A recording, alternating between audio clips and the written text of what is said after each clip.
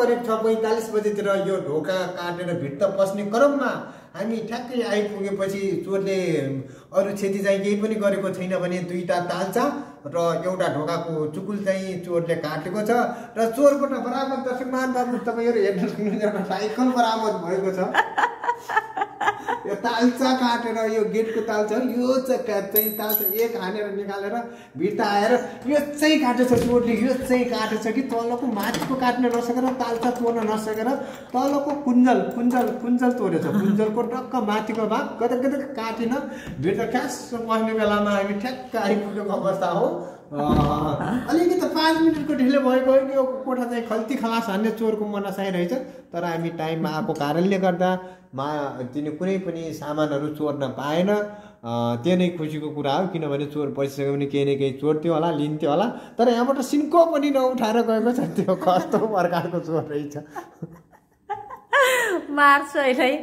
अनि चोर नआएकोले साइकल चाहिँ फाल्या छ। यी साइकल यही हो। यो साइकल कति हजारमा बेच्ने होला कति हजारमा बेच्ने हो। यो साइकल फाल्या छ बाहिर फाल्या थियो मैले भित्र लाएर राखेछु। अहिलेसम्म यो साइकल खोज्न आएको छैन। अब साइकल बेच्न पर्ला कति हजारमा बेचौँ। अनि त्यसपछि यो ढोका चाहिँ मेरो यी यसरी फोड्दिएछ देख्नुभयो के अरे। यो ताल्चा झुन्नाउनेवालो यसरी माथिबाट काट्दिएछ क्या। अरू चाहिँ केही बनाएको छैन। यता यता ढोका दाग चाहिँ लाछ जो धेरै अब त्यो काट्दाखेरि दाग लाग्यो होला यता यता त काट्दैछ। अनि यो ताल्चा झुन्नाउनेवालो बिचरा मैले लगाएको ताल्चा काट्न नसकेर तलको ताल्चा झुन्नाउने नै काट्दियो छ क्या। अनि यस्तो बनाइदिएछ। अनि मेरो कोठाको सामान चाहिँ अब यस्तै थियो हेर्नु। अब यो कपडाहरू पनि धोएर यी यस्तो राखेको थिएँ।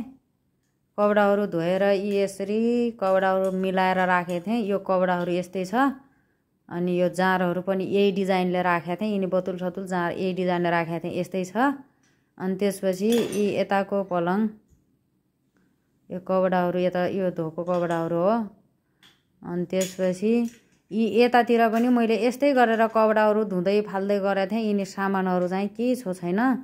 अनि यहाँनिर यसरी राखेको थिएँ क्या मैले सामानहरू यसरी राखेको थिएँ। यो सामानहरू केही छो छैन।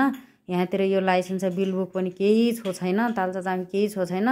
अनि त्यसपछि यो दराज चाहिँ अब ह्यान्डी लक छ पक्का पनि यो दराज खोलेन होला। यदि दराज खोलेको भए त दराज फोड्थ्यो होला।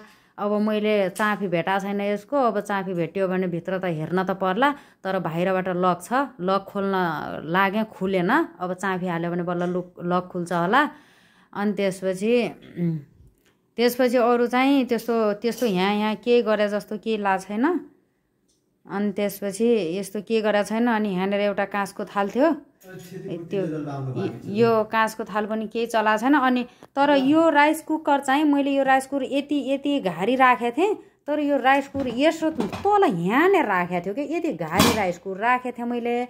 अनि त्यो राइस कुकर चाहिँ यहाँनिर थियो मैले पनि राखेन तिनले नि राखेनन्। अब कसरी यो राइस कुकर यहाँ राखेको राइस कुकर यहाँ कसरी आयो। यहाँनिर थियो राइस कुकर। अनि त्यसपछि यतातिरको सामान जसको तस छ केही भएको छैन। अनि त्यसपछि हेर्नु यो स्याउ पनि खा छैन। यो भान्टा सान्टा पनि खा छैन। यो केरा नि खा छैन है। अनि त्यसपछि यहाँनिर यो र्याक भयो है। अब यो र्याक भयो। यो र्याकमा चाहिँ मैले यसमा हेर्नु यी देखिया छ माथिबाट देखेछ। योमा हेर्नु मैले यहाँनिर यहाँनिर सिक्री छ। यो सिक्री छो छैन। यहाँनिर चेक छ यो पनि छो छैन है।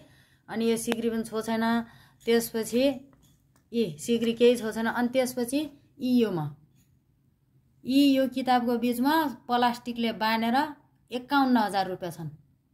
50,000 छन् कि जस्तो लागेको थियो। अहिले बिहान गनेर 51,000 रहेछन्। अब त्यसले 1,000-1,200 त तानेन होला। तान्थ्यो भने त सबै तान्थ्यो होला। यसमा 51,000 रुपियाँ छन्। यति राखेको छु। अनि त्यसपछि यो हुनेमा पनि यामा चाहिँ यो पैसा चाहिँ छुट्टै पैसा हो स्यालेरीको पैसा।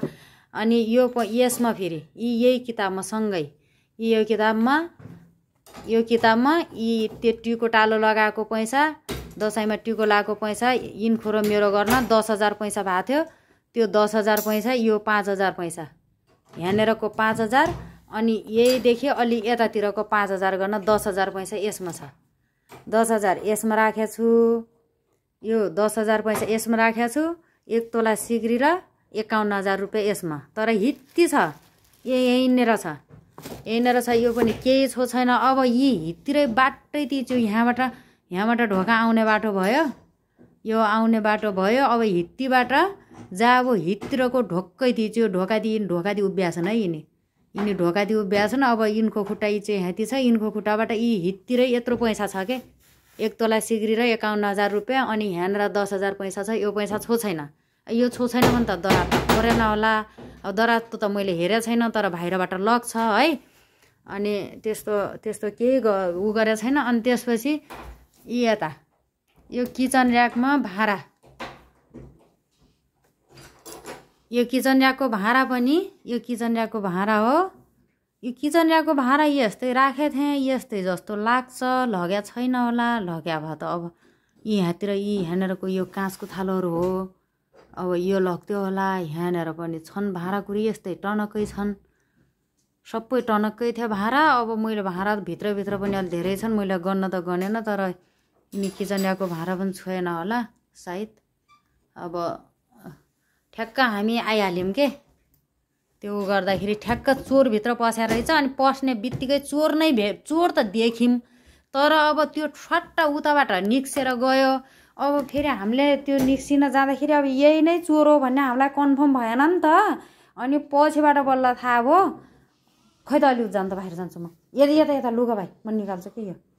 अनि त्यही हो, अब चोर पस्यो। त्यस्तो क्षति त केही गरेको छैन, क्षति गरेन। अब यो साइकल चाहिँ छोरी फाल्ल्या छ। अब यो साइकल कति हजारमा बेचौँ।